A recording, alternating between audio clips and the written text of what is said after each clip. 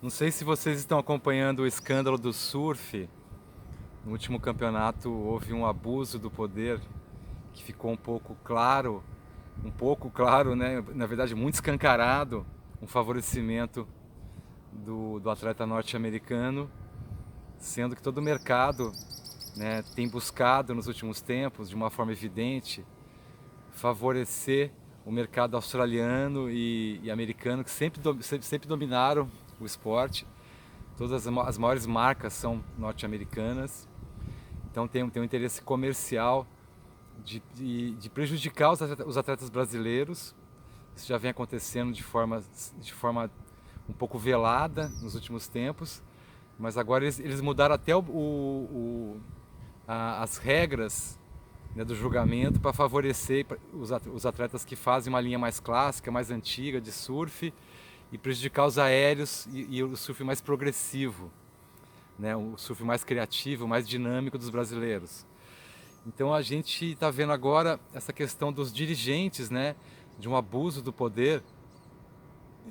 Aliás, sempre acontece isso, com o Ayrton Senna também aconteceu a mesma coisa, né? O Balestre, que era um dirigente francês, favoreceu o atleta francês e roubou um campeonato do Ayrton Senna, que ele perdeu o campeonato na última etapa. Ele ganhou a corrida, mas perdeu o campeonato ali no critério dos dirigentes, né? Quando foi ali para os cartolas decidirem quem ganhava, eles decidiram que seria o Prost. Então essa luta entre atletas, né, entre as pessoas que realmente competem, que querem mais justiça, e os dirigentes e o poder, já é muito antiga, né? Eu lembro de uma história da Billie Jean King, que foi uma grande tenista norte-americana, que ela bateu de frente na década de 60 com os dirigentes do esporte, do tênis, e começou a não participar de grandes campeonatos. Aí trouxe junto algumas atletas e acabou abrindo uma liga paralela, né? Ela foi tão aguerrida e tão combativa na questão de trazer justiça, porque ela queria salários iguais, né? Ali era muito discrepante, assim, as mulheres ganhavam um décimo do que os tenistas masculinos ganhavam. Então, só para lembrar que o atleta é a parte frágil, eles são jovens, eles não têm muita experiência, e os dirigentes sempre dominam, sempre têm mais poder. Então essa luta do poder está em todas as instâncias da nossa sociedade, né? Então é muito cruel, muito injusto, e a gente tem que começar a prestar atenção e perceber que os atletas podem se unir, né? Porque o que aconteceu agora? O presidente da associação de surf, né, que é um norte-americano, ele, assustado, com muito medo, ele teve uma reação agressiva e se mostrou indignado da gente poder falar que houve realmente ali uma injustiça, um roubo, né? Porque quem olha, o que acontece? Quando você vê a final do Ítalo, ficou muito evidente, porque o roubo está televisionado. Se você der o replay e convidar 100 juízes, 90 vão falar que o Ítalo merecia ganhar, porque ele teve uma nota melhor na direita e na esquerda. Aliás, não foi pouco melhor, foi muito melhor. Ele surfou com rara intensidade, excelência, né? Tá lá registrado para quem quiser ver. Isso causou muita indignação no mundo do surf, mas o que acontece? O atleta ele fica muito isolado, não existe união entre os atletas. Então o atleta ele fica muito isolado e eles têm dificuldade em criar uma união e ficam muito assustados, porque agora o presidente foi lá, bateu o pau na mesa, ficou indignado, falou que isso não pode acontecer, não pode suspeitar que existe um favorecimento. Mas agora saiu uma matéria de um juiz brasileiro falando que existe mesmo uma direção ali o diretor do grupo de jurados, que é um australiano, ele pode dirigir os jurados de forma a levar eles a favorecer alguma posição que ele assume. Então já começa tudo errado, né? Porque o ideal é que os jurados fossem realmente independentes, que eles não dependessem de agradar o diretor para manter o seu trabalho, né? Para manter o seu emprego. Então eles são subordinados ao diretor, que é subordinado à elite do surf, aos presidentes, aos interesses comerciais do surf, e aí começa a ficar tudo distorcido, começa a haver uma distorção e que causa esse tipo de abuso, né? Porque o abuso do poder ele vai avançando, uma hora ele fica explícito.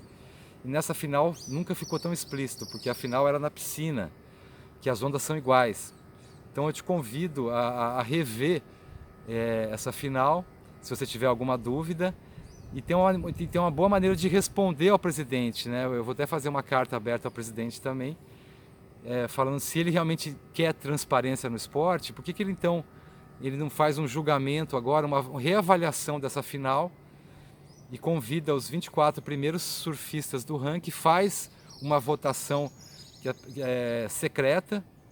Aliás, talvez se não fosse secreta seria melhor, porque eles podem manipular essa votação e falar que a votação vai ser o que eles decidirem, né? Porque agora eles estão com medo de que esse escândalo ele seja realmente avaliado.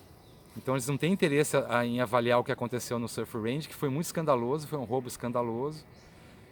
Então talvez eles tenham dificuldade de aceitar que agora a gente cria regras e possa reavaliar essa final, né? O próprio Julian Wilson, que é um surfista que aposentou, então ele não tem o rabo preso com a WSL, ele falou que a entidade perdeu credibilidade totalmente entre surfistas, né? Ele ficou escandalizado com essa final.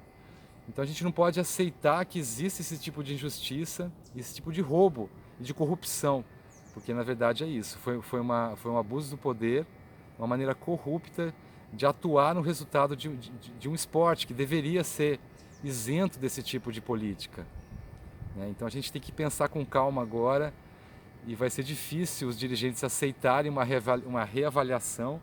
A gente tem que pensar em mecanismos dos surfistas se unirem, de criarem talvez um processo que tenha juízes isentos que vão poder ali atuar e reavaliar qualquer tipo de suspeita de manipulação de resultado, porque é o que aconteceu. Efetivamente, o mercado não aceita mais. O mercado ele vende mais nos Estados Unidos, na Austrália, são grandes mercados, e agora aparece um país sul-americano de terceiro mundo que está incomodando demais. Então eles estão fazendo de tudo para criarem campeões, né, e ser mais atrativo para o mercado deles, criarem campeões norte-americanos ou australianos de novo e voltarem a dominar o mercado. E está difícil engolir os brasileiros. A gente tem que se posicionar em relação a isso e evitar que isso aconteça.